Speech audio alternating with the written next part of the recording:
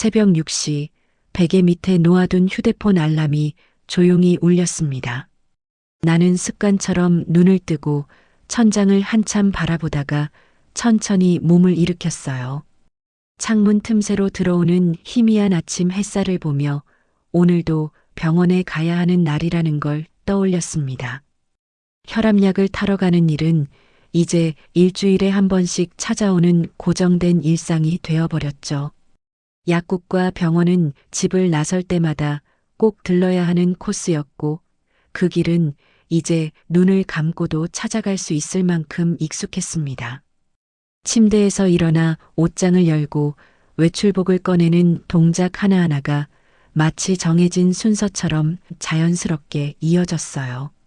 세수를 하고 옷을 갈아입는 동안에도 머릿속으로는 오늘 챙겨야 할 것들을 하나씩 떠올렸습니다. 진료카드, 지갑, 그리고 마스크까지 챙겨서 작은 가방에 넣었어요. 거울 앞에 서서 머리를 빗으면서 문득 요즘 며느리의 표정이 예전 같지 않다는 생각이 스쳤죠. 뭐랄까, 나를 볼 때마다 귀찮다는 기색이 역력했고 말투도 점점 차가워지는 것 같았습니다. 처음에는 그냥 며느리가 바빠서 그런가 보다 하고 넘겼는데 요 며칠 사이 그 차가움이 점점 더 심해지고 있다는 게 느껴졌어요. 아침 식사를 준비하려고 부엌으로 나가는데 며느리가 먼저 식탁에 앉아 있었습니다. 며느리는 휴대폰을 들여다보다가 내가 들어서자 고개를 들었어요. 오늘도 병원 가세요?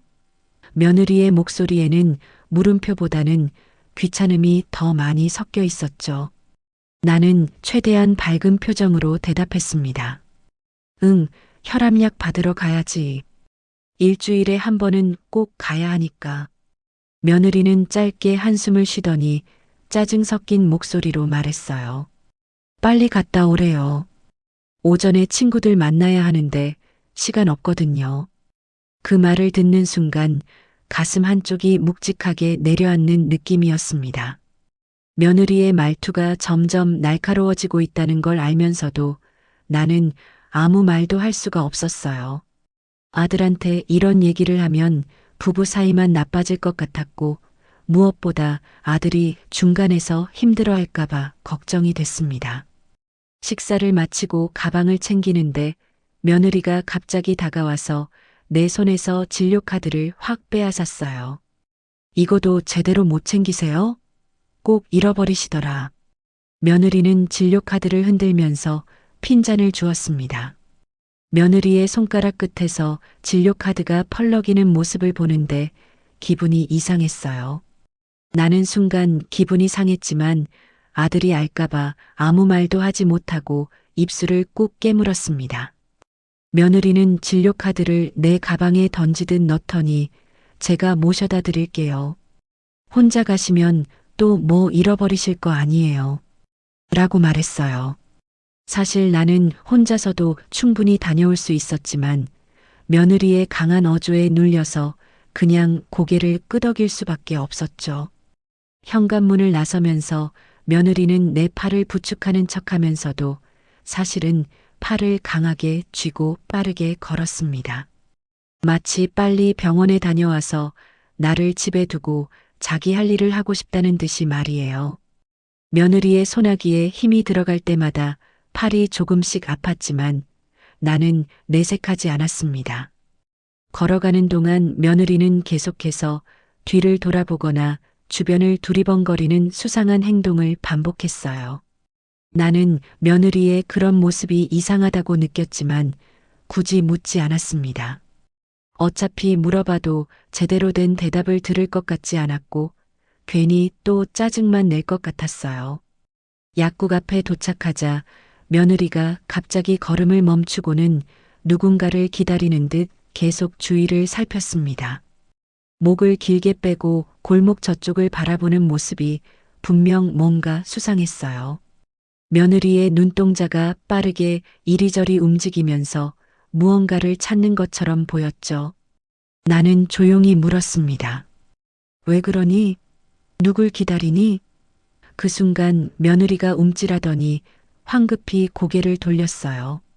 아, 그냥요. 할머니나 약이나 빨리 타오세요. 며느리는 내 눈을 제대로 마주치지 못한 채 시선을 피했죠. 뭔가 숨기는 게 분명했지만 나는 더 이상 캐묻지 않았습니다. 약국 문 앞에서 며느리는 나에게 억지로 마스크를 더 깊숙이 쓰게 하며 입 좀 가리세요. 요즘 감기 걸리는 사람 많다고 하던데. 라고 지시했어요. 며느리의 손길이 거칠게 내 마스크를 조정하는 느낌이 영 불편했습니다. 약국 유리창에 비친 며느리의 옆모습을 보는 순간 이상한 느낌이 들었어요. 왠지 모르게 낯설고 차가운 기운을 풍기는 것 같았습니다. 정말 내가 며느리를 잘못 본 걸까? 하는 알 수 없는 불안감이 가슴속에서 스멀스멀 올라왔어요.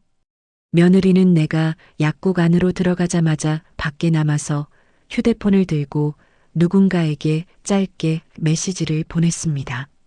나는 약국 문을 열고 들어가면서 며느리의 그런 행동을 다시 한번 흘끗 보았지만 며느리는 화면에만 집중한 채 고개도 들지 않았어요. 약국 안은 조용했고 나는 익숙한 대기 의자에 앉아 처방전이 접수되기를 기다렸습니다. 약사 선생님이 할머니, 오늘도 혈압약이시죠? 라고 물으시길래 나는 고개를 끄덕였어요. 네, 선생님. 일주일치 부탁드립니다. 약사 선생님은 친절하게 미소 지으며 처방전을 확인했습니다. 며느리는 약국 안으로 들어오지 않고 밖에서 유리문을 통해 나를 계속 응시했어요. 그 시선이 마치 나를 감시하는 것처럼 느껴져서 나는 자꾸만 뒤를 돌아보게 됐습니다. 가슴속에서 이유 없는 답답함과 불편함이 점점 커져갔죠. 약을 받고 나오는데 며느리가 갑자기 내 걸음이 느리다고 화를 내며 내 팔을 세게 잡아 끌었어요. 빨리 좀 걸으세요. 병원도 가야 하잖아요. 며느리의 힘에 끌려 나는 병원 쪽으로 거의 달리다시피 움직여야 했습니다. 그때 마침 맞은편에서 동네 아주머니 한 분이 지나가고 계셨어요. 아주머니가 반갑게 손을 흔들며 어머, 할머니 병원 가세요? 라고 물으시자 며느리가 갑자기 짜증 섞인 목소리로 말했습니다. 제발 빨리 좀 걸어요. 진짜 창피해 죽겠네. 왜 이렇게 느린지 모르겠어요. 그 말이 또렷하게 아주머니 귀에까지 들렸는지 아주머니의 표정이 순간 굳어지는 게 보였어요. 나는 얼굴이 화끈거렸고 아주머니한테 민망해서 고개를 숙일 수밖에 없었습니다. 며느리는 아랑곳하지 않고 내 팔을 더 세게 잡아당기며 빠른 걸음으로 병원 쪽으로 향했어요. 팔이 아팠지만 나는 참았습니다. 며느리의 소나기에는 뭔가 다급함이 느껴졌고 그 다급함 뒤에 무언가 숨겨진 것 같다는 예감이 들었죠. 병원 입구가 가까워질수록 나는 가슴속에서 불안감이 점점 커지는 걸 느꼈습니다. 대체 무슨 일이 있는 걸까? 왜 이렇게 서두르고 나한테 화를 내는 걸까? 하지만 답은 쉽게 나오지 않았고 나는 그저 며느리가 이끄는 대로 따라갈 수밖에 없었어요. 약국 안으로 들어서자 냉방기에서 나오는 시원한 바람이 얼굴을 스쳤습니다. 나는 처방전을 꺼내서 약사 선생님께 건넸어요. 약사 선생님은 처방전을 받아들고 자세히 살펴보기 시작했습니다. 처음에는 평소처럼 조용히 처방전을 읽으시는 것 같았는데 갑자기 눈썹을 살짝 찌푸리시더니 표정이 조금씩 굳어지는 게 보였어요. 약사 선생님의 시선이 처방전 위에서 멈춰 섰고 무언가 이상한 점을 발견한 듯한 표정으로 한참 동안 그 자리에 서 계셨습니다. 약사 선생님이 잠시 계산대 밑을 내려다보더니 작은 흰 종이를 슬며시 꺼내기 시작했어요. 그 모습이 왠지 수상했습니다. 약사 선생님은 계산대 밑에서 그 작은 종이를 접는 내내 고개를 숙여 내 눈을 피하는 행동을 보였어요. 무언가를 감추려는 것처럼 보였고 손동작이 평소보다 훨씬 조심스러웠습니다. 나는 그 모습을 지켜보면서 가슴 한쪽이 두근거리기 시작했어요. 혹시 내 혈압약에 무슨 문제라도 있는 걸까? 하는 생각이 들었지만 약사 선생님은 아무 말씀도 하지 않으셨습니다. 바로 그때 밖에서 유리문을 통해 나를 보고 있던 며느리가 약국 안으로 급히 들어왔어요. 며느리의 얼굴에는 초조함이 가득했고 눈빛도 평소와 달리 날카로웠습니다. 며느리는 계산대 앞으로 성큼성큼 다가오더니 짜증 섞인 말투로 약사에게 말했어요. 빨리 좀 해주세요. 저희 바빠요. 아침부터 이렇게 시간 끌면 어떡해요. 며느리의 목소리가 약국 안에 울려 퍼졌고 나는 순간 얼굴이 화끈거렸습니다. 약사 선생님은 며느리의 압박에도 불구하고 침착하게 내게 시선을 맞추지 않은 채 조제에 집중했어요. 하지만 약사 선생님의 손이 미세하게 떨리는 게 느껴졌습니다. 약사 선생님이 약봉지를 내 손에 건네는 순간 며느리가 계산대 바로 옆에 바짝 붙어 서서 나를 빤히 쳐다보았어요. 며느리의 시선이 내 손 위에 고정된 것 같았고 그 시선이 마치 내 손을 감시하는 것처럼 느껴졌습니다. 그때 약사 선생님이 약봉지를 건네면서 아주 짧은 순간 접어둔 작은 흰 쪽지를 약봉지 사이에 슬쩍 숨겨 넣는 걸 느꼈어요. 손가락 끝에 전해지는 쪽지의 감촉이 또렷했고 나는 놀라서 쪽지를 잡은 손가락에 자연스럽게 힘을 주었습니다. 하지만 며느리가 바로 옆에 서 있어서 약봉지를 뜯어보거나 쪽지를 확인할 수가 없었어요. 며느리가 계산대 옆에서 나를 쏘아보는 듯한 느낌이 등 뒤에 차갑게 박혔습니다. 나는 최대한 자연스럽게 약봉지를 주머니 안에 넣으면서 아무렇지 않은 척했어요. 며느리는 약사가 나에게 쪽지를 준 것을 전혀 눈치채지 못한 것 같았습니다. 며느리의 눈빛은 여전히 날카로웠지만 약봉지에만 집중했을 뿐 그 안에 무엇이 들어있는지까지는 확인하지 못했죠. 나는 가슴을 쓸어내리며 안도의 한숨을 조용히 삼켰습니다. 며느리는 자, 가시죠. 이제 병원 가야죠. 하며 내 팔을 낚아채듯 잡았어요. 며느리의 손길에는 여유라곤 찾아볼 수 없었고 오직 빨리 이 자리를 벗어나고 싶다는 조급함만 가득했습니다. 나는 약사의 경고와 며느리의 행동 사이에서 혼란스러운 감정을 느꼈어요. 도대체 약사 선생님이 왜 몰래 쪽지를 건넸을까? 며느리는 왜 이렇게 조급해하는 걸까? 머릿속에 수많은 질문들이 꼬리를 물고 이어졌습니다. 약사 선생님은 내가 약국 문을 나서는 순간까지도 걱정스러운 표정으로 나를 바라보았어요. 그 눈빛 속에는 무언가 말하고 싶지만 말할 수 없는 안타까움이 담겨 있었습니다. 며느리가 약국을 나서자마자 휴대폰을 꺼내 다시 누군가에게 급히 전화를 걸었어요. 전화 내용은 정확히 들리지 않았지만 며느리의 목소리 톤이 평소보다 훨씬 빠르고 불안정했습니다. 응, 지금 약국 나왔어. 곧 병원 도착해. 걱정 마. 며느리가 짧게 말하고는 전화를 끊었는데 그 짧은 대화 속에서도 뭔가 숨기고 있다는 느낌이 들었어요. 나는 쪽지가 혹시라도 들킬까봐 약봉지를 쥔 주머니에 손을 깊숙이 넣고 꼭 쥐었습니다. 손바닥에서 땀이 배어나왔고 쪽지를 만지는 손가락 끝이 미세하게 떨렸어요. 도대체 약사가 나에게 뭘 경고하려 한 걸까? 하는 의문이 머릿속을 떠나지 않았습니다. 약사 선생님의 굳어진 표정, 몰래 건넨 쪽지, 그리고 며느리의 이상한 행동들이 모두 하나로 연결되는 것 같았어요.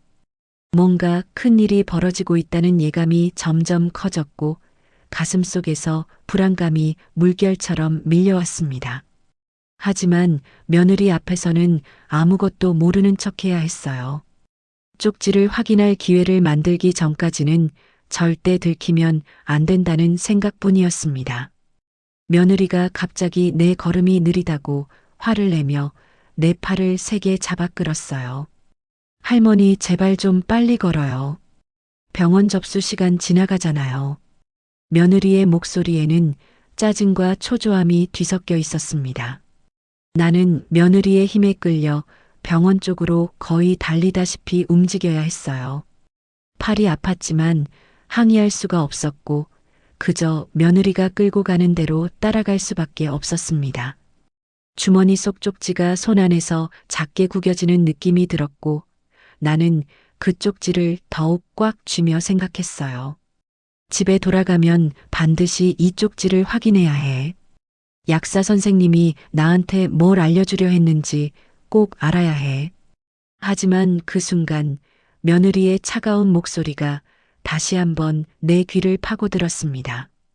오늘 하루도 길겠네요. 정말. 약국을 나서자마자 며느리는 내 팔짱을 억지로 끼고는 가요, 빨리. 시간 없어요. 하며 걸음을 재촉했습니다. 며느리의 소나기에 힘이 들어갈 때마다 팔이 아팠지만 나는 아무 말도 하지 못했어요. 내 무릎 관절이 요즘 들어 부쩍 불편해졌는데도 며느리는 거의 나를 끌다시피 하여 무릎에 통증이 느껴지기 시작했습니다. 걸을 때마다 무릎에서 뻐근한 통증이 올라왔고 나는 자꾸만 걸음이 느려질 수밖에 없었어요. 하지만 며느리는 내 걸음에 맞춰주기는커녕 오히려 더 빠르게 걸었습니다. 길을 지나던 사람들이 우리 모녀를 이상한 눈빛으로 쳐다보는 것을 느꼈어요. 나는 고개를 숙이며 시선을 피하려 했지만 며느리가 나를 끌고 가는 모습이 얼마나 이상하게 보였을지 짐작이 갔습니다. 며느리가 갑자기 큰 소리로 소리쳤어요. 왜 이렇게 늦어요? 진짜 답답해. 이러다 접수 시간 다 지나가겠네. 며느리의 목소리가 아침 거리에 울려 퍼졌고 주변을 지나가던 사람들이 모두 우리 쪽을 돌아보았습니다. 나는 사람들이 쳐다보는 시선 때문에 얼굴이 화끈거리고 너무나 수치스러웠어요. 마치 내가 무슨 잘못을 저지른 사람처럼 느껴졌고 가슴속 깊은 곳에서 서러움이 치밀어 올랐습니다. 며느리가 앞서 걸어가기 시작했고 나는 며느리와 조금이라도 거리를 두기 위해 일부러 천천히 뒤따랐습니다. 며느리는 다시 휴대폰을 꺼내 누군가에게 전화를 걸기 시작했어요. 응, 지금 병원 가는 중이야. 괜찮아. 다 계획대로야. 며느리의 목소리가 평소보다 낮았지만 바람에 실려 내 귀까지 들려왔습니다. 계획대로라니? 대체 무슨 계획을 세운 거지? 나는 며느리의 말을 곱씹으며 불안감이 점점 커지는 걸 느꼈어요. 며느리가 휴대폰으로 통화하는 틈을 타 나는 주머니 속 약봉지에서 작은 쪽지를 몰래 꺼냈습니다. 쪽지는 손톱보다 조금 큰 크기로 조심스럽게 4번 접혀 있었어요. 나는 혹시 며느리가 돌아볼까봐 몸을 살짝 돌리고 최대한 빠른 속도로 쪽지를 펼쳤습니다. 쪽지에는 급하게 쓴 듯한 글씨로 2줄의 문장이 적혀 있었어요. 할머니, 지금 빨리 약국에서 멀리 떨어지세요. 위험해요. 그 짧은 문장을 읽자마자 손이 떨려와서 쪽지를 다시 황급히 접어 주머니에 숨겼습니다. 심장이 미친 듯이 뛰기 시작했고 손끝이 차갑게 식어가는 걸 느꼈어요. 위험하다니? 도대체 무슨 일이 벌어지고 있는 걸까? 극도의 불안감이 밀려왔고 머릿속이 하얘지면서 아무 생각도 나지 않았습니다. 약사 선생님이 왜 그렇게 걱정스러운 눈빛으로 나를 바라봤는지 이제야 이해가 됐어요.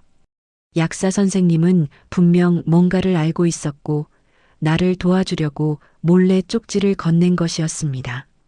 하지만 도대체 어떤 위험이 나를 기다리고 있다는 걸까요? 며느리와 관련된 일인 걸까요? 나는 며느리의 뒷모습을 바라보며 온몸에 소름이 돋는 걸 느꼈습니다. 며느리가 전화를 끊고 다시 나에게 돌아와서는 멍하게 서 있지 마세요. 우리 늦었다고요. 하고 쏘아붙였어요. 나는 두려움 때문에 아무 대꾸도 할 수 없었고 그저 고개를 숙이고 며느리 뒤를 따랐습니다. 며느리는 나에게서 떨어져 걷지 못하게 하려고 다시 내 팔을 붙잡고 병원 입구로 들어섰어요. 며느리의 소나기가 전보다 더 세게 내 팔을 조였고 나는 그 힘에 눌려 거의 끌려가다시피 했습니다.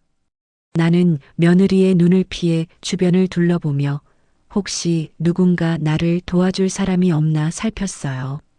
하지만 병원 입구를 오가는 사람들은 모두 자기 일에만 바빴고 누구 하나 나를 쳐다보는 사람도 없었습니다. 병원 대기실은 사람들로 북적였습니다. 며느리는 빈자리를 찾아 나를 거칠게 끌고 갔어요. 여기 앉으세요. 그리고 가만히 계세요. 며느리의 말투가 마치 어린아이를 다루듯 냉정하고 차가웠습니다. 나는 곧이어 더 큰 모욕이 기다리고 있다는 사실을 예상하지 못한 채 의자에 앉았어요. 의자에 앉자마자 내 심장이 불안하게 쿵쾅거리는 소리가 귓가에 울리는 듯 했습니다. 주머니 속 쪽지가 마치 뜨거운 석탄처럼 느껴졌고 그 쪽지를 만질 때마다 약사 선생님의 걱정스러운 표정이 떠올랐어요. 대기실에는 환자들과 보호자들이 가득했습니다. 어떤 할아버지는 손주와 함께 와서 밝게 이야기하고 있었고 어떤 할머니는 딸과 함께 와서 다정하게 손을 잡고 있었어요. 나는 그 모습들을 보면서 가슴이 저며왔습니다. 나는 왜 이런 대접을 받아야 하는 걸까? 내가 며느리한테 뭘 잘못했길래 이렇게까지 해야 하는 걸까? 눈시울이 뜨거워졌지만 나는 눈물을 꾹 참았어요. 며느리는 내 옆에 앉지도 않고 멀찍이 떨어진 자리에 앉아 또다시 휴대폰만 들여다보고 있었습니다. 접수 창구에서 이름이 불리는 소리가 들렸고 사람들이 하나둘씩 진료실로 들어갔어요. 나는 언제 내 이름이 불릴지 기다리면서도 머릿속으로는 계속 약사의 쪽지 내용을 떠올렸습니다. 위험해요. 그 두 글자가 머릿속에서 맴돌며 나를 짓눌렀어요. 며느리가 갑자기 자리에서 일어나더니 내게 다가왔습니다. 할머니, 목마르지 않으세요? 제가 물 좀 떠올게요. 며느리의 말투가 갑자기 부드러워져서 나는 깜짝 놀랐어요. 하지만 그 부드러움 뒤에 숨겨진 무언가가 느껴져서 나는 더욱 불안했습니다. 며느리가 물을 떠오겠다며 자리를 비운 사이 나는 주머니 속 쪽지를 다시 한번 만져보았어요. 그 작은 종이 쪽지가 지금 내가 가진 유일한 경고이자 내가 무언가 조치를 취해야 한다는 신호였습니다. 하지만 나는 아직 무엇을 어떻게 해야 할지 몰랐어요. 며느리에게 직접 물어봐야 할까요? 아니면 아들에게 연락해야 할까요? 생각이 복잡하게 얽히면서 머리가 지끈거렸습니다. 며느리가 종이컵에 물을 담아 돌아오는 모습이 보였고 나는 그 모습을 바라보며 알 수 없는 공포를 느꼈습니다. 병원 대기실에 앉아 있는 동안 며느리는 나를 앉혀놓고도 계속해서 표정을 찡그리며 못마땅해 했습니다. 며느리의 눈빛은 마치 내가 무슨 짐이라도 되는 것처럼 차갑고 날카로웠어요. 나는 조용히 앉아 있으려 했지만 며느리의 그 시선이 온몸을 찌르는 것 같아서 가만히 있기조차 힘들었습니다. 내가 잠시 멍하니 창밖을 바라보자 며느리가 갑자기 내 팔을 세게 잡아 끌며 속삭이듯 말했어요. 이 손 좀 못 쓰세요? 제대로 좀 움직여요. 앉는 거 하나도 이렇게 느려 터져서 어쩌려고 그래요. 며느리의 목소리는 작았지만 그 안에 담긴 도끼는 날카로운 칼날처럼 느껴졌습니다. 바로 옆에 앉아있던 대기 환자 두세 명이 웅성웅성거리며 우리 쪽을 돌아보기 시작했어요. 며느리는 그런 시선들을 의식하는 대신 오히려 일부러 더 큰 소리로 나를 향해 불평하는 말을 쏟아냈습니다. 진짜 왜 이렇게 답답하세요? 병원 오는 것 하나도 이렇게 힘들게 만들어야 돼요? 며느리의 목소리가 대기실 전체에 울려 퍼지자 주변 사람들의 시선이 점점 더 많이 우리 쪽으로 쏠리는 게 느껴졌어요. 나는 부끄러워서 고개를 숙이고 눈을 감았지만 며느리는 멈추지 않았습니다. 며느리가 내 손에 들려있던 진료카드를 갑자기 빼앗으려다가 일부러 바닥에 떨어뜨렸어요. 진료카드가 차가운 바닥에 부딪히는 날카로운 소리가 대기실 전체에 울려 퍼지는 듯 했습니다. 그 소리가 너무나 또렷해서 주변 사람들이 모두 일제히 우리 쪽을 돌아보았어요. 나는 황급히 카드를 주우려고 허리를 굽혔지만 며느리가 나를 밀치며 소리쳤습니다. 아, 진짜. 이것도 제대로 못 주어요? 왜 이렇게 손이 느려 터진 거예요? 며느리의 목소리에는 짜증과 조롱이 뒤섞여 있었고 그 소리가 대기실 구석구석까지 퍼져나갔습니다. 며느리는 주변 사람들에게 들리라는 듯 큰 소리로 조롱했어요. 이래서 노인네들은 진짜 정말 답 없다니까요. 뭐 하나 제대로 하는 게 없어. 그 말이 귓가에 꽂히는 순간 나는 온몸에 힘이 쭉 빠지는 걸 느꼈습니다. 허둥대며 바닥에 카드를 주우려 했지만 손이 부들부들 떨려서 카드가 손에 잡히지 않았어요. 손끝이 차갑게 식어갔고 시야가 뿌옇게 흐려지면서 아무것도 제대로 보이지 않았습니다. 며느리가 짜증을 참지 못하고 내 어깨를 세게 밀치며 악을 썼어요. 아, 좀 비켜요. 내가 죽지. 이렇게 느린 사람은 처음 봐요. 진짜. 대기실에 앉아있던 수십 명의 환자들과 보호자들의 시선이 일제히 나에게로 집중되는 것을 느꼈습니다. 그 시선들이 마치 뜨거운 불처럼 내 얼굴을 태우는 것 같았어요. 사람들 앞에서 얼굴이 불타는 것처럼 화끈거리고 숨이 턱 막혀 말이 나오지 않았습니다. 목구멍이 바짝 말라붙었고 가슴 속에서 뭔가 뜨겁고 무거운 것이 꽉 눌러오는 느낌이 들었어요. 나는 너무 수치스러워 온몸의 피가 발끝으로 쏠리는 듯한 기분이었습니다. 손이 떨리고 무릎이 후들거렸고 눈앞이 아득해지면서 정신이 희미하게 흐려지는 것 같았어요. 며느리는 진료카드를 주워들고도 내 앞에서 거만하게 이겼다는 표정을 지으며 카드를 흔들었습니다. 이것 좀 보세요. 이렇게 간단한 것도 제대로 못하면서 왜 혼자 다니려고 해요? 며느리의 말 한마디 한마디가 내 가슴에 날카로운 칼처럼 꽂혔어요. 나는 더는 참지 못할 것 같았습니다. 가슴 속에서 울음이 터져 나올 것 같았지만 이 많은 사람들 앞에서 울 수는 없었어요. 이를 악물고 눈물을 꾹 참았지만 눈시울이 뜨거워지면서 눈물이 맺히는 걸 막을 수가 없었습니다. 숨이 턱 막힌 그 순간 병원 입구 쪽에서 할머니 찾습니다. 하는 다급한 목소리가 들려왔어요. 나는 고개를 들어 입구 쪽을 바라보았습니다. 약국 약사가 숨을 헐떡이며 병원 안으로 뛰어들어와 대기실을 급하게 둘러보고 있었어요. 약사 선생님의 얼굴은 땀으로 젖어 있었고 눈빛에는 급박함과 걱정이 가득했습니다. 약사 선생님은 대기실을 한 바퀴 둘러보더니 나를 발견하고는 사람들 사이를 뚫고 다급하게 다가왔어요. 할머니시죠? 제가 찾고 있었습니다. 며느리는 약사의 등장에 표정이 순식간에 굳어졌습니다. 며느리의 눈빛이 흔들렸고 나를 잡고 있던 손의 힘이 살짝 풀리는 게 느껴졌어요. 며느리는 약사를 경계하는 눈빛으로 바라보며 한 발짝 뒤로 물러났습니다. 약사 선생님이 내 옆까지 다가와서 조용히 속삭이듯 말했어요. 할머니, 저랑 잠깐 따로 얘기 좀 하셔야겠습니다. 중요한 일입니다. 약사 선생님의 목소리는 떨리고 있었지만 그 안에는 단호함이 담겨 있었습니다.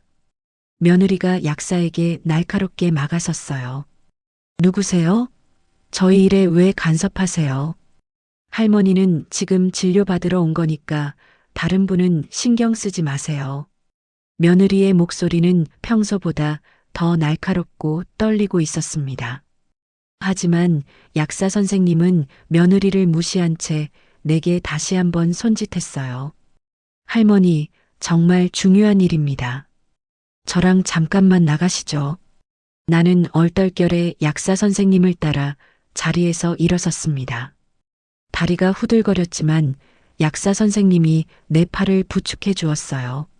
며느리는 내가 약사를 따라가는 것을 막지 못하고 뒤에서 이를 악물고 노려보았습니다. 며느리의 눈빛이 차갑게 나를 쏘아보는 게 등 뒤로 느껴졌지만 나는 약사 선생님을 따라 대기실을 빠져나갔어요. 약사 선생님이 나를 병원 복도 한쪽으로 데려가면서 조용히 말했습니다. 할머니, 지금부터 제가 말씀드리는 거 잘 들으셔야 합니다. 할머니 며느리분이 약국에 이상한 처방전을 가져왔었어요. 약사 선생님의 말에 나는 가슴이 철렁 내려앉는 걸 느꼈습니다. 약사는 나를 병원 구석의 비상계단 근처로 재빨리 데리고 갔습니다. 비상계단 입구는 사람들이 거의 지나다니지 않는 조용한 곳이었고 차가운 복도 바람이 얼굴을 스치고 지나갔어요.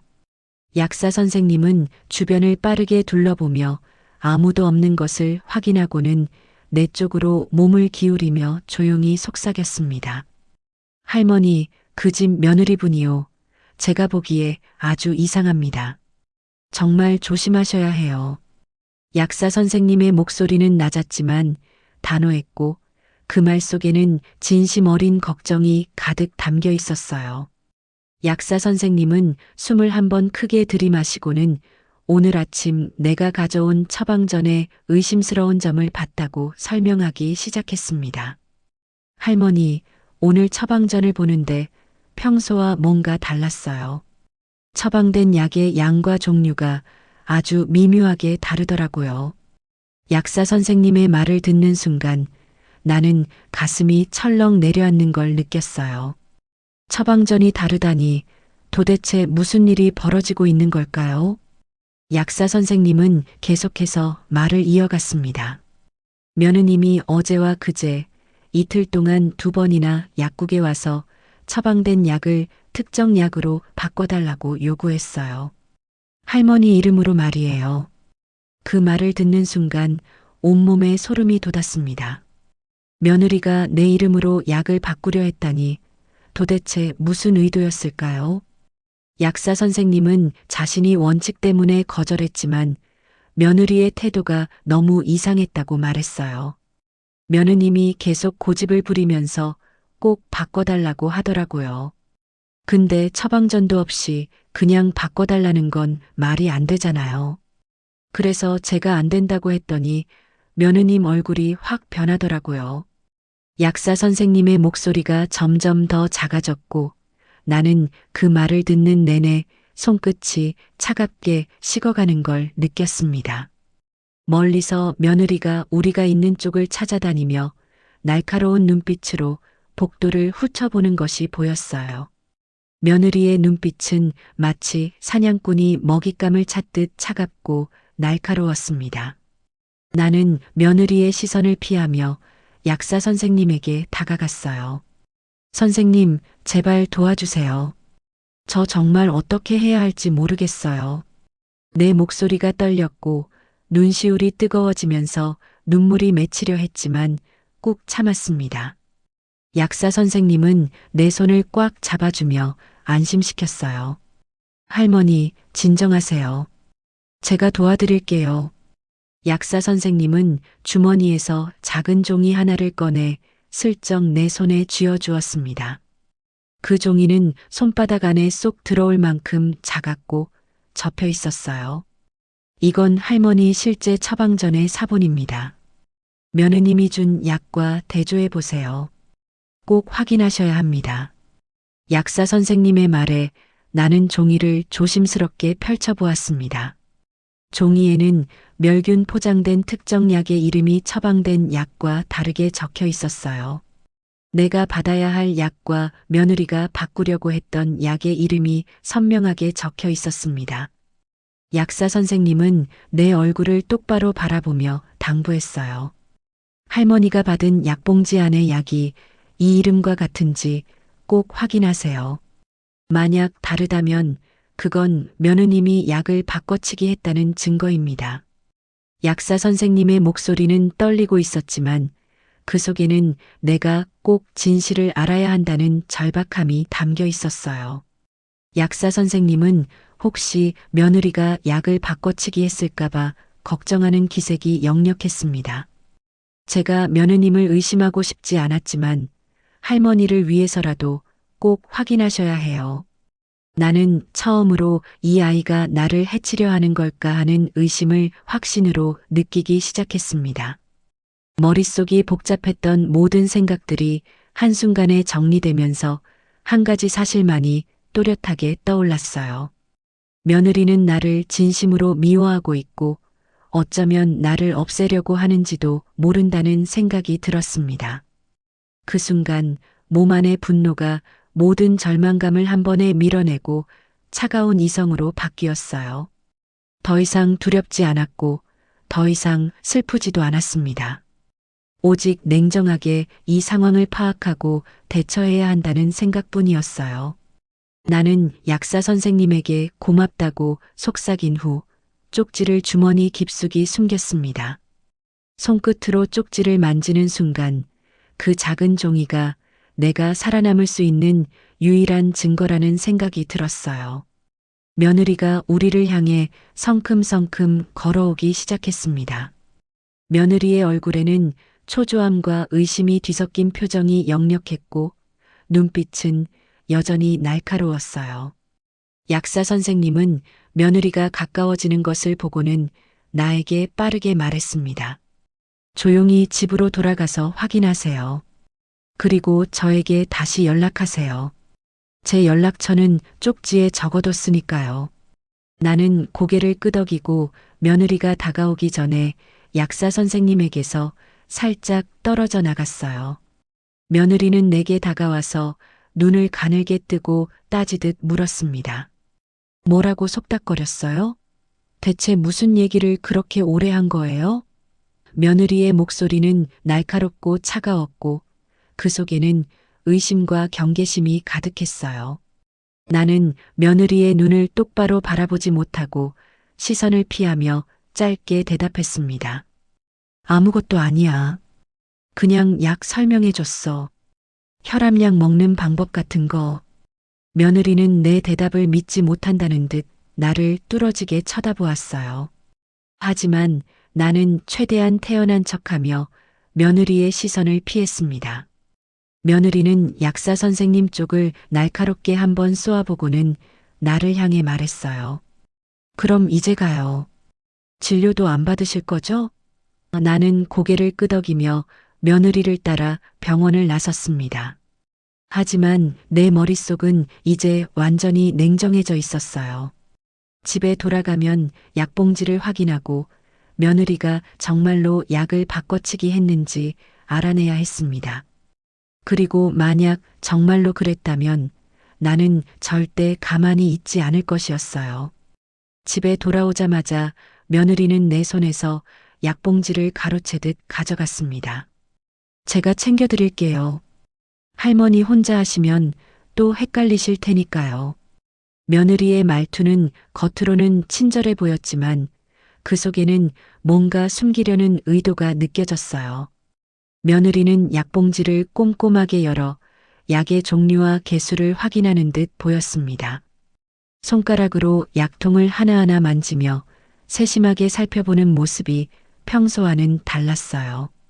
며느리가 나에게 작은 약통 하나를 건네주며 말했습니다. 할머니, 이거 드세요. 오늘 처방받은 거예요. 나는 겉으로는 순순히 약통을 받아쥐었지만 이미 약사가 준 쪽지를 떠올리며 의심하고 있었어요. 며느리는 나에게 약이 바뀐 줄도 모르는 척하며 태연하게 굴었습니다. 저녁 먹고 꼭 드셔야 해요. 혈압약은 거르면 안 되니까요. 며느리의 목소리는 평온했지만 그 평온함이 오히려 더 섬뜩하게 느껴졌어요. 나는 며느리에게 들키지 않으려고 애써 평범한 표정을 지으며 고개를 끄덕였습니다. 알았어. 꼭 먹을게. 며느리는 만족한 듯 미소를 짓고는 부엌으로 갔어요. 며느리가 부엌에서 설거지 소리를 내는 동안 나는 조용히 화장실로 들어갔습니다. 화장실 문을 잠그고 약통을 열어 안에 든 알약을 자세히 살펴보았어요. 알약의 모양과 색깔, 그리고 알약에 새겨진 작은 글씨까지 꼼꼼하게 확인했습니다. 그리고 주머니에서 약사가 준 종이를 꺼내어 비교하기 시작했어요. 약통 속 알약의 모양과 색깔이 약사가 종이에 적어준 멸균 포장약의 특징과 정확히 일치했습니다. 나는 손이 부들부들 떨려왔고 온몸에 소름이 돋았어요. 정말이구나. 며느리가 정말로 약을 바꿔치기 했구나. 며느리가 정말 나쁜 의도를 가지고 있음을 확신하는 순간이었습니다. 오후가 되자 며느리가 잠시 외출했습니다. 할머니, 저 마트 좀 다녀올게요. 금방 올게요. 며느리가 현관문을 닫고 나가는 소리가 들렸어요. 나는 며느리가 정말로 나갔는지 확인하려고 창문으로 내다보았습니다. 며느리의 뒷모습이 골목 끝으로 사라지는 것을 확인한 후 나는 조심스럽게 며느리 방 근처를 서성이기 시작했어요. 가슴이 두근거렸고 혹시 며느리가 갑자기 돌아오면 어쩌나 하는 두려움도 있었지만 진실을 알아야 한다는 생각이 더 강했습니다. 며느리 방 문이 살짝 열린 틈으로 안을 들여다보게 되었어요. 책상 위에는 의료 서류, 복잡한 보험 서류, 그리고 내 진단서 사본들이 어지럽게 펼쳐져 있었습니다. 나는 조심스럽게 방 안으로 한 발짝 들어가 서류들을 살펴보았어요. 그 서류에 적힌 성분명이 아까 약사가 종이에 적어준 것과 완전히 똑같았습니다. 내가 먹어야 할 약이 아닌 전혀 다른 약의 이름이 적혀 있었어요. 보험 서류 중에는 내 사망 시 지급되는 거액의 보험금과 관련된 부분이 눈에 띄었습니다. 보험 금액은 1억 원이 넘었고 수익자는 며느리와 아들로 되어 있었어요. 가슴이 철렁 내려앉았습니다. 그래서 그랬구나. 며느리는 보험금을 노리고 나를. 생각만 해도 온몸에 힘이 빠지는 것 같았어요. 바로 그 순간 현관문이 갑자기 열리는 소리가 들렸습니다. 며느리가 갑자기 돌아온 것이었어요. 나는 화들짝 놀라서 서류에서 손을 떼고 황급히 방 밖으로 나오려 했지만 이미 며느리가 복도에 서 있었습니다. 며느리는 나를 보자마자 얼굴이 새하얗게 변하더니 방으로 뛰어들어갔어요. 왜 남의 방 앞에서 기웃거려요? 여기 들어왔어요? 며느리의 목소리는 날카롭게 떨리고 있었고 눈빛은 공포와 분노로 가득했습니다. 며느리는 서류들을 급히 긁어 모아 서랍 속에 숨기더니 내게 다가와 따져 물었어요. 대체 뭘 보신 거예요? 말씀하세요. 나는 최대한 침착하게 모르는 척하며 둘러댔습니다. 아이고, 그냥 물 마시러 나왔다가 문이 열려 있길래 혹시나 해서 봤단다. 아무것도 안 봤어. 며느리는 내 대답을 믿지 못한다는 듯 나를 의심스러운 눈빛으로 한참 동안 쳐다보았어요. 하지만 나는 눈을 피하지 않고 며느리를 똑바로 바라보았습니다. 며느리는 결국 한숨을 쉬며 말했어요. 다음부턴 함부로 남의 방에 들어오지 마세요. 나는 방으로 돌아와 침대에 누웠지만 마음속은 두려움과 끓어오르는 분노로 가득 찼습니다. 며느리가 나를 죽이려 했다는 사실이 믿기지 않으면서도 너무나 명확했어요. 내가 이 아이에게 당할 수는 없다. 절대로. 나는 조용히 반격할 방법을 생각하기 시작했습니다. 먼저 약사에게 연락해서 이 사실을 알리고 증거를 확보해야 했어요. 그리고 아들에게도 알려야 했습니다. 하지만 조심해야 했어요. 며느리가 눈치채면 더 위험해질 수도 있었으니까요. 저녁 식사 시간이 되자 며느리가 밥상을 차려왔습니다. 며느리는 식사 내내 나를 감시하는 듯 곁눈질하며 수상한 행동을 계속했어요. 숟가락을 들 때마다, 반찬을 집을 때마다 내 동작을 하나하나 지켜보는 것 같았습니다. 나는 식사 중에도 약사가 준 쪽지와 며느리가 준 약통을 머릿속으로 끊임없이 대조했어요.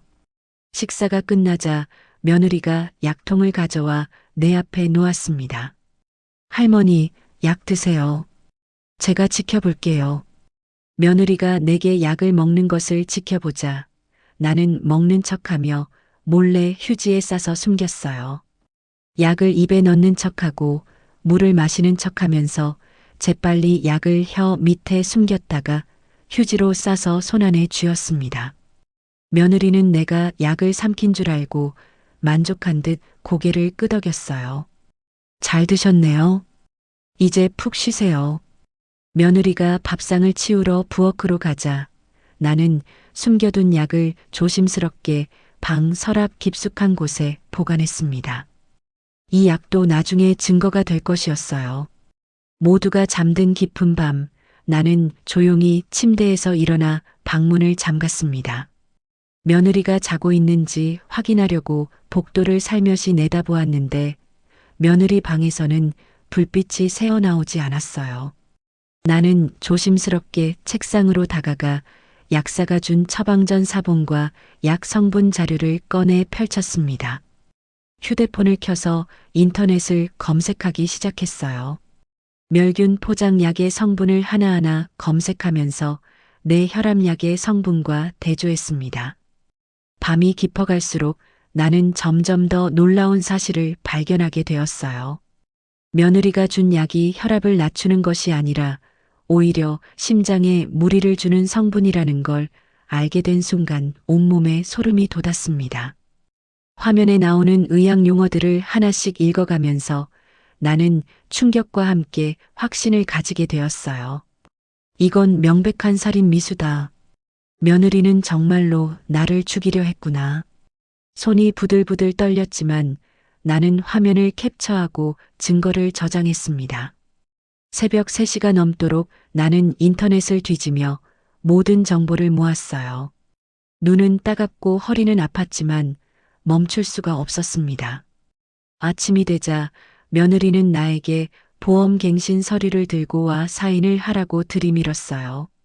할머니, 이거 서명해야 해요. 보험 기간이 곧 끝나니까 빨리 갱신해야 한다고 해요. 며느리의 목소리는 평온했지만 그 평온함 뒤에 숨겨진 의도를 이제는 너무나 잘 알고 있었습니다.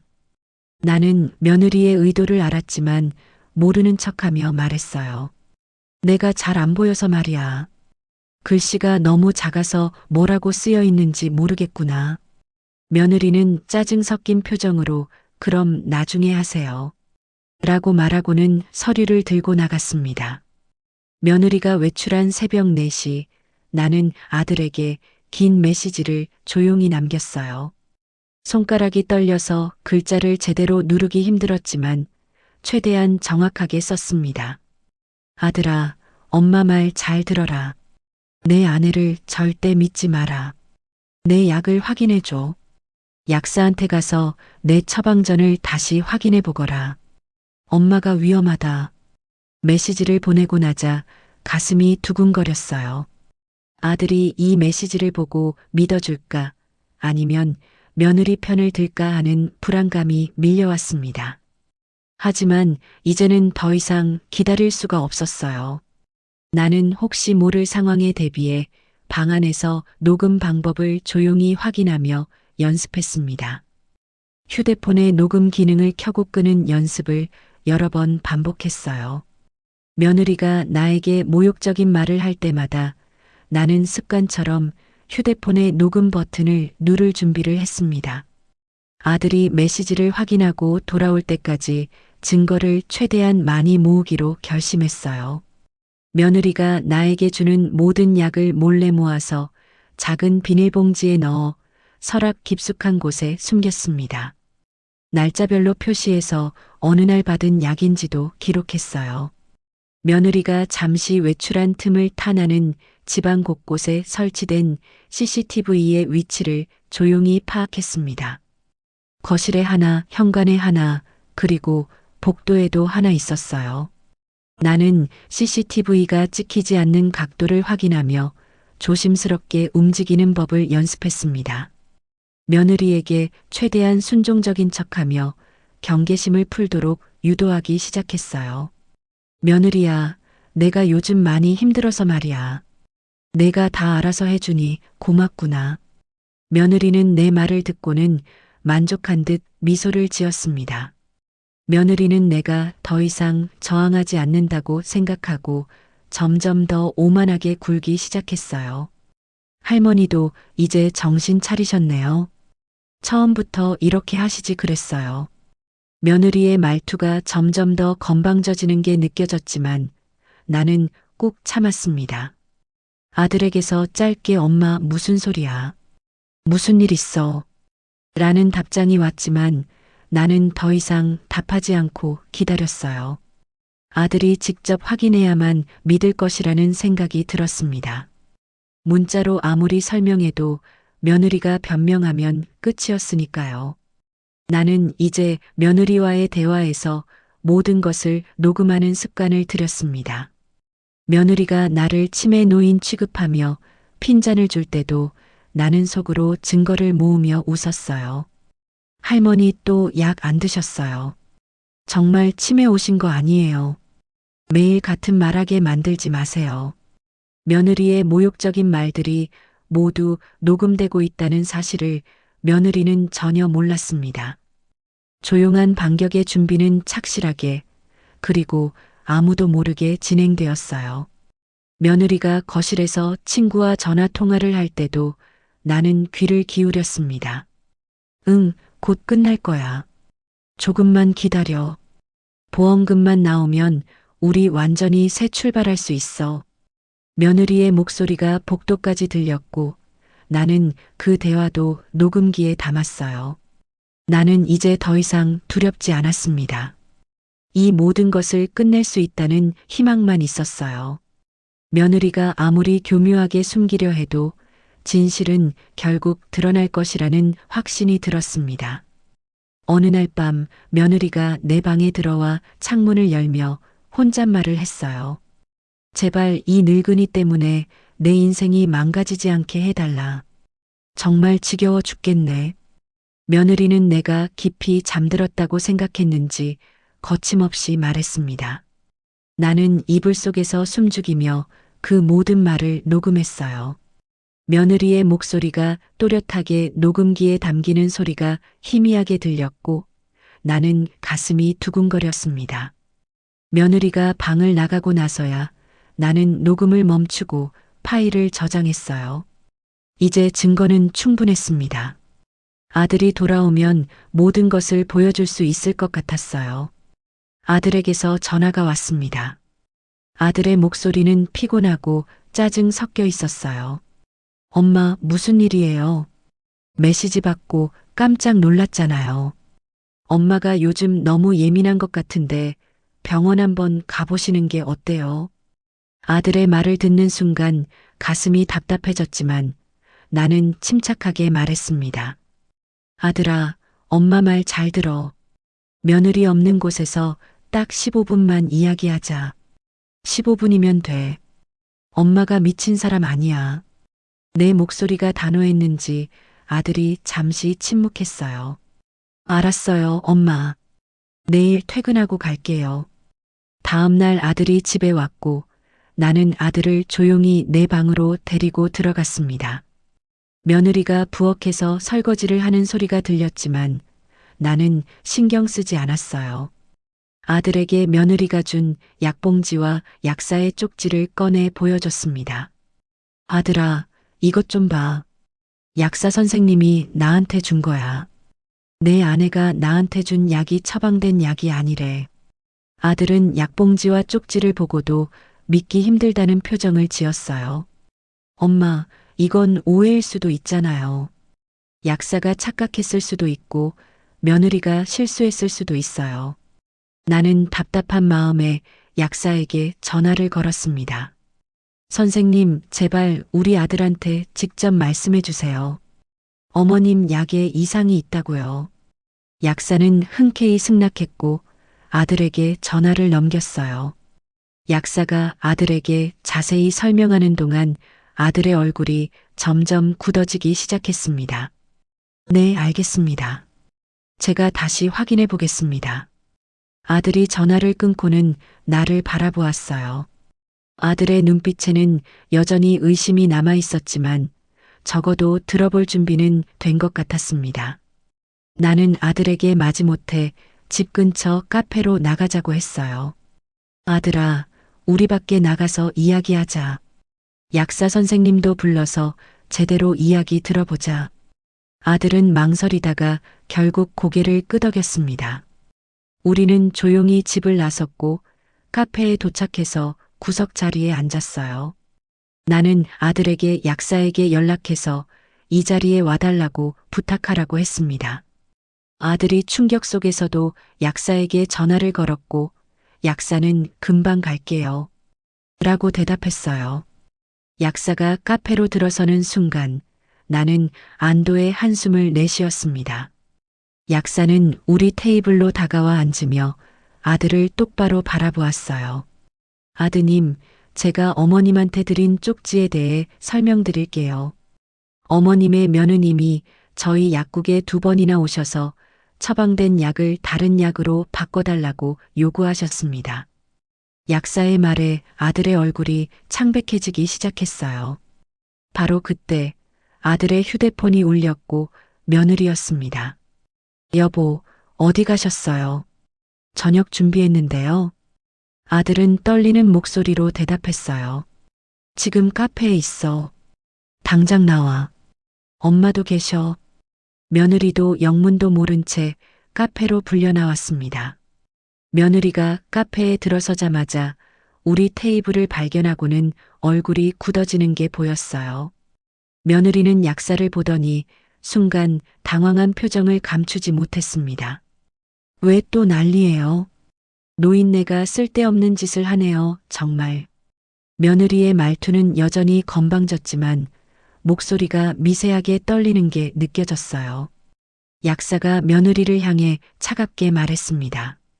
며느님, 처방된 약이 왜 바뀐 건지 설명해 주시겠어요? 어머님께 드린 약이 처방전과 다른데요. 며느리는 내가 뭘 했다고 그래요? 약국에서 준 약을 그대로 전달한 것뿐인데요. 하며 거짓말을 시도했지만 약사는 단호했습니다. 며느님, 전날 며느님은 저희 약국에서 특정 약을 계속 물어보셨어요. 어머님의 처방과는 전혀 다른 약이었죠. 저희가 거절했는데도 계속 고집하셨잖아요. 약사의 말에 며느리의 얼굴이 점점 하얗게 변해갔어요. 나는 그 순간 며느리가 준 약을 테이블 위에 꺼내 놓았습니다. 작은 약통이 테이블 위에서 덜컹거리는 소리가 카페 안에 울렸어요. 약사가 그 약을 손에 들고 자세히 살펴보더니 말했습니다. 이 약은 제가 처방하지 않은 약입니다. 어머님이 드셔야 할 혈압약이 아니에요. 이 약은 심장에 무리를 줄 수 있는 성분이 들어 있습니다. 약사의 말이 끝나자마자 아들은 그 약을 보고 손을 부들부들 떨었고 며느리의 얼굴은 완전히 하얗게 질렸어요. 아들이 충격에 휩싸여 며느리 손을 뿌리치며 소리쳤습니다. 너 엄마한테 뭐 한 거야? 대체 무슨 짓을 한 거냐고. 아들의 목소리가 카페 안에 울려 퍼졌고 주변 손님들이 모두 우리 테이블을 쳐다보기 시작했어요. 며느리는 오해해요, 여보. 제 말 좀 들어봐요. 전 그냥 실수한 거예요. 하며 울먹였지만 아무도 믿지 않았습니다. 약사가 차갑게 말했어요. 실수라고 하기엔 너무 계획적이었습니다. 며느님이 2번이나 약국에 오셔서 특정 약을 요구했고 제가 거절하자 다른 방법을 찾으신 거죠. 카페의 다른 손님들까지 우리 테이블을 쳐다보며 웅성거렸습니다. 저 며느리가 시어머니한테 무슨 짓을 한 거래. 세상에 보험금 노린 거 아니야. 사람들의 수군거림이 며느리의 귀에도 들렸을 것입니다. 나는 이제야 모든 것을 역전시켰다는 안도감과 함께 차분함을 유지했어요. 가슴속 깊은 곳에서 뜨거운 감정이 올라왔지만 나는 침착하게 앉아 있었습니다. 아들이 며느리를 향해 명령했어요. 당장 집으로 가. 짐 싸. 이 일은 끝까지 밝힐 거야. 경찰에 신고할 거니까 각오해. 며느리가 자리에서 털썩 주저앉으며 패배를 인정하는 듯한 절망적인 표정을 지었습니다. 며느리의 눈에서 눈물이 주르르 흘러내렸지만 그 눈물이 진심인지 연기인지 나는 더 이상 알고 싶지 않았어요. 모든 것이 끝났습니다. 며느리의 약물 관련 행동이 드러난 후 아들은 곧바로 보험조사관에게 이 사실을 알렸습니다. 아들이 전화기를 들고 차분하지만 단호한 목소리로 상황을 설명하는 모습을 보면서 나는 아들이 드디어 제대로 판단을 내리고 있다는 안도감을 느꼈어요. 네, 제 아내가 어머니 약을 바꿔치기 했던 정황이 있습니다. 보험 사기 가능성도 있고요. 꼭 조사해 주세요. 아들의 말이 끝나자 조사관은 즉시 내일 아침 방문하겠다고 했습니다. 다음 날 아침 며느리는 집으로 들이닥친 보험조사관을 보고 경악했어요. 현관문이 열리자마자 정장을 입은 2명의 조사관이 신분증을 내밀며 들어왔습니다. 보험사 조사팀입니다. 피보험자 관련 조사건으로 왔습니다. 며느리의 얼굴이 순식간에 새하얗게 변했고 눈빛은 공포와 당황으로 흔들렸어요. 조사관은 며느리의 보험 사기 및 약물 관련 의혹에 대한 조사를 시작했습니다. 며느님, 지난 석 달 동안 시어머니 명의로 가입한 보험이 5건이죠. 수익자는 모두 며느님과 아드님으로 되어 있고요. 며느리는 조사관과의 실랑이 중 흥분하여 몸싸움을 벌이다가 거실 탁자 모서리에 부딪혀 넘어지며 팔에 경미한 상처를 입었어요. 제가 뭘 잘못했어요. 그냥 가족을 위해 보험 가입한 것뿐이잖아요. 며느리가 소리를 지르며 조사관의 손을 뿌리쳤고 그 바람에 균형을 잃고 넘어진 것이었습니다. 상처는 깊지 않았지만 며느리는 이 모든 상황에 대한 분노와 수치심으로 몸을 떨었어요. 며느리의 눈에서 눈물이 흘러내렸지만 그 눈물이 억울함에서 나온 것인지 두려움에서 나온 것인지 알 수 없었습니다. 이웃들은 며느리의 집 앞에서 벌어진 소동을 보고 모두 무슨 일인지 알게 되었어요. 현관문이 열려 있는 상태에서 조사관과 며느리의 목소리가 복도까지 울려 퍼졌고 이웃들이 하나둘씩 문을 열고 내다보기 시작했습니다. 저 집에서 보험 조사관이 왔다는데 며느리가 시어머니한테 약을 바꿔치기 했다면서 며느리는 이웃 단톡방에서 실시간으로 욕을 먹고 있었어요. 아들이 나중에 보여준 단톡방 내용을 보니 세상에 그런 며느리가 어디 있어. 시어머니를 죽이려고 했다면서 같은 메시지들이 줄줄이 올라오고 있었습니다. 며느리의 평판은 가족과 이웃들에게 모두 노출되어 사회적으로 완전히 붕괴되었어요. 며느리는 더 이상 이 동네에서 얼굴을 들고 다닐 수 없게 되었습니다. 조사관이 돌아가고 난 후 아들은 집으로 돌아와 며느리에게 이혼을 언급하며 단호하게 관계를 정리하려 했어요. 이혼해. 나는 이제 너랑 한 집에서 못 살아. 엄마한테 그런 짓을 하다니 나는 내가 그런 사람인 줄 정말 몰랐어. 아들의 목소리는 냉정했고 눈빛에는 더 이상 애정이 남아있지 않았습니다. 아들은 며느리의 짐을 하나둘씩 꺼내 현관 밖으로 내던졌어요. 옷가지들이 복도 바닥에 흩어지고 화장품 상자가 계단 아래로 굴러 떨어졌습니다. 며느리는 자신의 물건들이 버려지는 것을 보며 극심한 심리적 붕괴를 경험했어요. 여보, 제발 한 번만 용서해줘. 내가 정말 미쳤었어. 다시는 그러지 않을게. 며느리가 울먹이며 애원했지만 아들은 고개를 저었습니다. 보험 조사관이 가져간 서류가 돌아오지 않자 며느리는 완전히 멘붕에 빠졌어요. 그 서류들이 법적 증거로 사용될 것이라는 걸 며느리도 알고 있었습니다. 며느리는 아들에게 무릎을 꿇고 빌었습니다. 한 번만 용서해달라. 제발 나 어떻게 살라고. 내가 정말 잘못했어. 며느리의 목소리는 절박했지만 아들은 외면했어요. 늦었어. 엄마를 죽이려고 했잖아. 그게 용서가 돼. 나가. 며느리는 결국 절망 속에서 울부짖으며 집을 나섰습니다.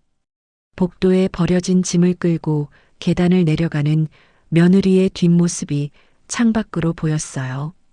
며느리가 떠나는 뒷모습을 보았지만 나를 포함해 누구도 그녀를 붙잡지 않았습니다. 며느리는 한 번도 뒤를 돌아보지 않았고 그렇게 우리 삶에서 사라졌어요. 나는 조용히 방에 앉아 모든 상황이 끝났음을 실감했습니다. 가슴속 깊은 곳에서 뭔가 무거운 짐이 내려놓아지는 느낌이 들었어요. 아들이 며느리의 짐이 나간 자리를 정리하며 나에게 다가왔습니다. 엄마, 미안해. 내가 눈이 어두워서 엄마를 이렇게까지 힘들게 했어. 정말 미안해. 아들의 목소리는 떨렸고 눈가에는 눈물이 맺혀 있었어요. 나는 고개를 끄덕였지만 아들에게 어떤 말도 하지 않았습니다. 말로 표현할 수 없는 복잡한 감정들이 가슴속에 뒤섞여 있었어요. 집안에 다시 평화가 찾아왔지만 동시에 싸늘한 정적도 함께 찾아왔습니다. 며느리가 있던 자리가 너무나 선명하게 비어 있었고 그 빈자리가 우리에게 무엇을 남겼는지 아직은 잘 모르겠어요. 보험 관련 조사는 계속되었고 며느리는 법적인 처벌을 피할 수 없게 되었습니다.